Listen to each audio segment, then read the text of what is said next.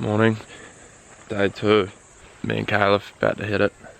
So Caleb's casting. I'm gonna drive to keep him in the zone. Hopefully he can get one. Yee! He's big. Just keep winding, keep winding, keep winding, keep winding. Yeah, brah! Keep winding. Straight arm, keep winding. Keep winding, keep winding, keep winding, keep winding.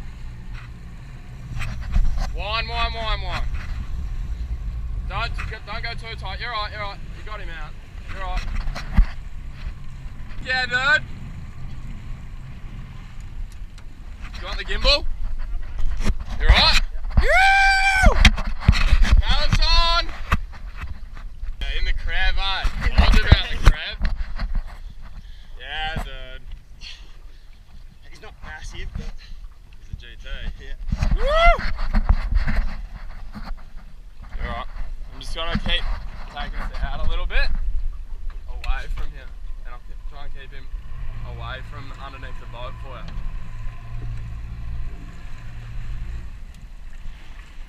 Keep working it. Don't need to go any tighter. You got him done. Woo!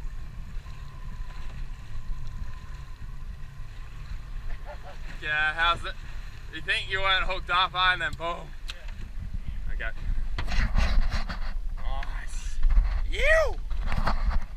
Pump him up. Keep that arm straight. He's solid. Sure you don't want the belt?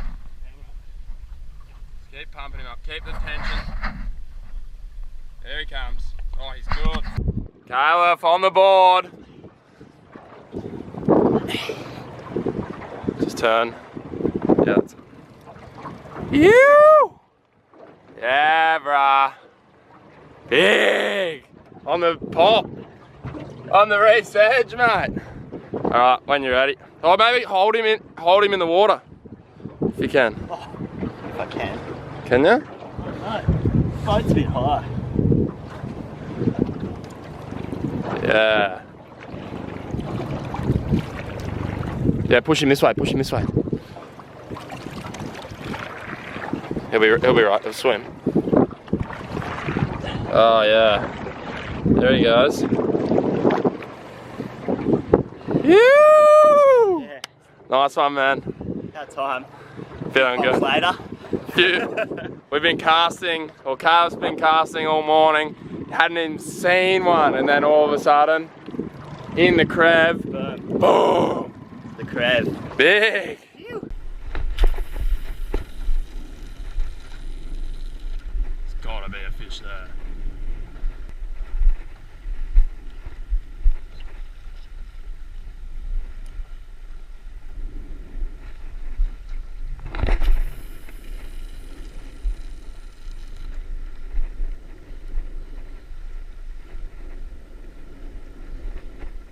Oh!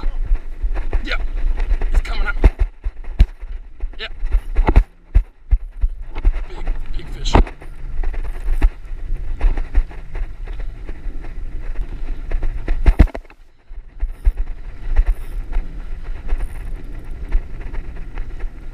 We're right.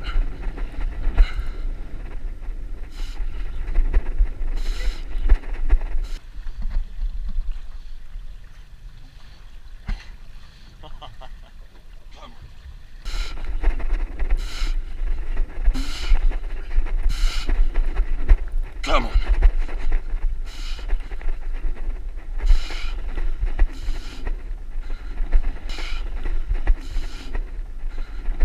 It's tiny, I think.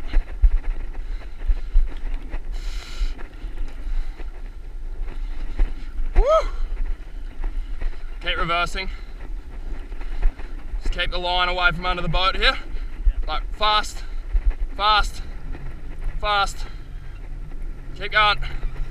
Keep going. Woo! Keep going. Bit more.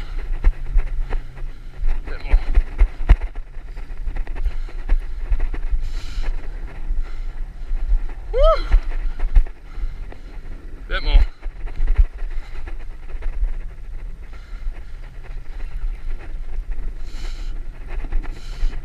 Big headies. Boy. Kick up.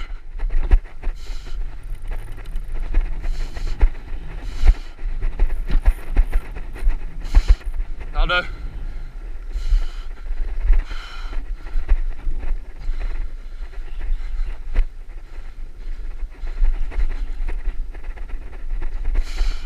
Oh, he's big. He's big. Yeah.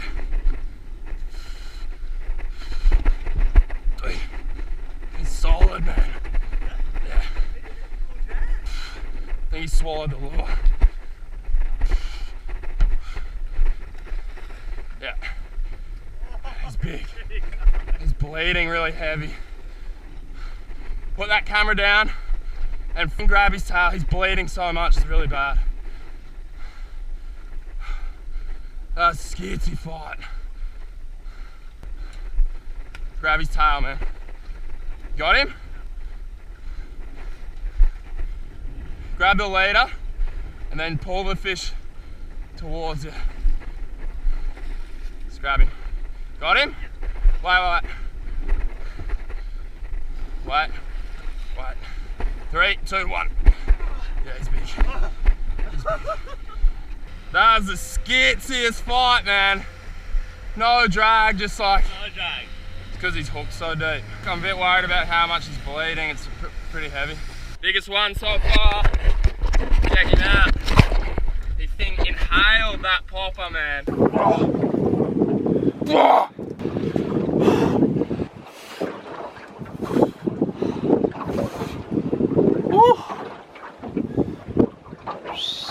Come close. Alright, let's get him back because he's a big dog.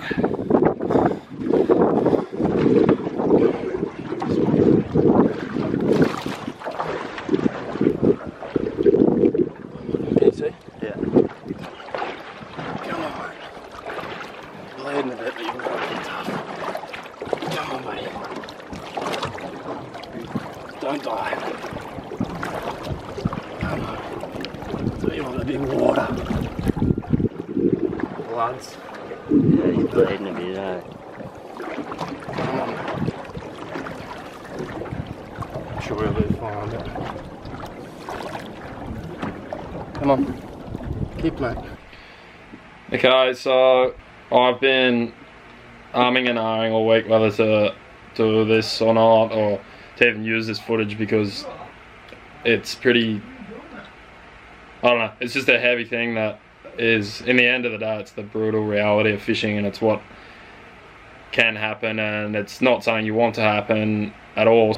Well, my and our philosophy of fishing is catch and release and looking after the fish and trying to show people that how to look after the fish and how to handle them and how to ensure their survival.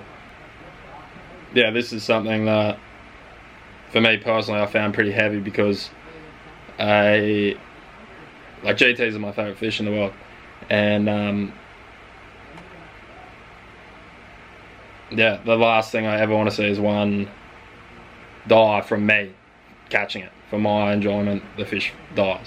So I do everything in my power to ensure the fish live and that they're healthy and that they're going to be fine. And most of the time with GTs they are, because they're such a strong fish, and we've seen that firsthand with like the one Jethro caught that was caught 3 weeks earlier, and then another guy contacted me and they caught it again 3 weeks later. So that fish had been caught 3 times in 2 months or something. So it's pretty mental. So this fish in this film that you've just seen, when it hit, it was coming straight at me, and I thought, I didn't really know what was going on. I thought this fish is either tiny or it's inhaled the lure, because I've caught GTs before where when they're hooked deep in the mouth, they don't fight hard. It's like the GT I caught on the light set up in the series Giant Trevally Rock Fishing. The one I caught on the 30-pound line, it was hooked quite deep, but it wasn't bleeding and it swam off fine. This fish, as you can see when it's coming up to the boat, it's puffing and breathing a lot of blood out, and straight away I thought, like, this fish is bleeding a lot and it's really not good, because yeah, when they bleed a lot, they can, well, obviously, they can die. We landed this fish and it was hooked so far. Like, this is the lure I was using. It's a Heru Skipjack 150, I think it is. You can see that mark there. I don't know if you can pick that up with the camera. You see that? It's not focusing. There we go. See that top scratch there? That was where it was down to. So that's quite a big lure. That's a long way down in their mouth. Fishing 2 trebles, both barbless. Just for that same reason as you fish barbless hooks, you keep the tension on and the fish will stay on, and it's just a lot better for the fish. The reason I fish trebles on a popper is that it stays in the water better and it makes the lure work. Without that, if you fish 2 singles on this, it'd be flying all over the place. It's just part of fishing. That's the bottom line. It's like 99% of the time it'll be fine and GT will swim away strong because they're such a strong fish. This one time, and I've seen it happen before where they've been hooked badly and you have to do a bit of dentistry to get it out, and they're fine. But I think the main thing with this fish was it was bleeding so much, and that I'm not sure if it would have survived or not. And I'm still not sure to now. Like when I had it in the water, I said to Calf, that's enough, no more film, because I just didn't give a shit at that stage. I just wanted the fish to survive, and I didn't want to show you guys that, and I didn't. It's not until now that I thought this is a good way of like showing people that it is just the brutal reality of it, and it does happen, and it's heavy as, but not once did it cross my mind just kill this fish and take it home and eat it, because I'd never do that for a GT, because I love them so much and I'd never want to kill one. So I was going to do everything in my power and try as hard as I could to give this fish the best chance of survival. We swam it in the water for like probably 10 or 15 minutes. It was kicking a few times but still puffing blood, and when I pushed it off, it was slow, and I don't even know. I think there's probably I don't know if it survived. That's a pretty heavy thing for me. It's like especially at such a big animal like that. When you catch a GT like that and you bring it into the boat and you're moving around, its eyes following you. It's not just a stupid creature that's just tripping out. It's like it knows what's going on. It's following you. It's looking you in the eye as you're doing your thing, trying to release it. So it's really heavy. Like after this happened, I didn't cast for the rest of the session. I was so pissed off and so rattled. But at the end of the day, like, what can you do? You can't do anything. If you could have your time back, I wouldn't have cast. If you knew that was going to happen, you just wouldn't cast, because these fish mean more to me than 5 minutes in a YouTube video, you know what I mean? I don't know. Heavy things. I know people say like, you're a fucking idiot, you should have killed it and eaten it and it's going to go to waste if it died, all this shit. But I don't know, that's not the way I see it. I don't want to eat a GT. And I know people do, and that's fine, that's their choice, but my choice is to give the fish every chance possible. There was no way I was going to bring it on the boat and fucking kill it. No fucking way. It might seem stupid, it might seem wasteful, but you never know. Like I said, they're a strong fish, and this thing could have survived. I don't know, you never know. Yeah, I think it's important to show this kind of stuff to not only to get it off my back, because it's been doing my head in, but to help educate people, I guess, as to like a fish can be injured and on the brink of like touch and go, whether it'll survive or not. And if you swim it and look after it and handle it properly and all that sort of stuff, it can survive. It's a shit thing, but there's good things that come out of it, I think. I don't know what more you can do at the end of the day apart from stop fishing, is using barbless hooks and all that sort of stuff. It's just unfortunate shit. situation where the fish was super hungry and super aggressive, and all the fish that we came across was so super aggressive. I don't know if it was the hot water. The water's 29 degrees or something, so it seems when the water's like that, they're just fired up and just going boom, boom, boom everywhere. So that fish was super, super aggressive, and yeah, I think you can tell as soon as you hook a fish like that, and if it's hooked like that, the fight's so much different to a normal GT fight. So I knew something was up straight away, and when I saw the puffing blood, I thought it's bad, but I've had fish like that before where there's been blood and it's just like, I don't know if it's just like a little, like, I don't know, like a stress bleed or like a little puncture or something, and they bleed for 10 seconds and then it stops.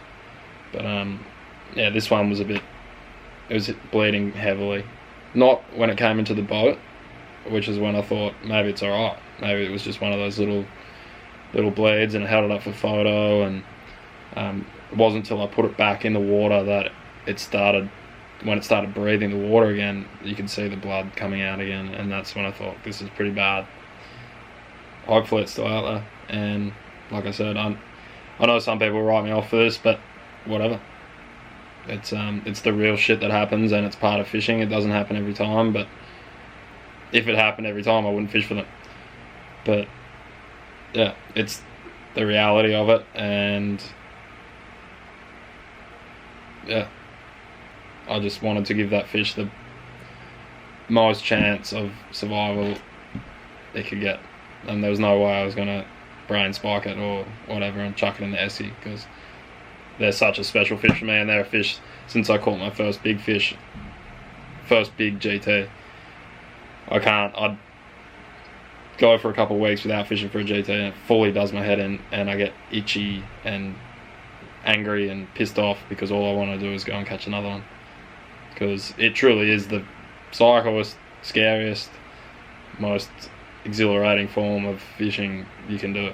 There's nothing like it when one of those things comes up and eats your lure, and when it loads up and you feel the power of it, it's incredible. I love them, and there was no way I was ever going to kill it. That's one more thing I think it's pretty important to talk about when you're talking about this sort of stuff, is the way you handle fish is super important to how they're going to survive. So I've seen lots of people do it. They grab whatever fish it is by the gills and lift it up like this, and it's the worst thing you could ever do. I think a fish like that with so much weight, and the gills are so fragile anyway, holding a fish like that by either the head or the tail vertically is really bad. You always want to support it. So it's obvious shit that a lot of people know, but it just, I don't know if it's laziness or maybe they don't know or whatever, but it really makes a difference into how fish survive and how they all swim off. So yeah, it's just it's nothing to say, it takes 2 seconds, but it's really something that people should think about more and practice doing, because it fully makes the biggest difference ever to the fish's survival rate. Yeah.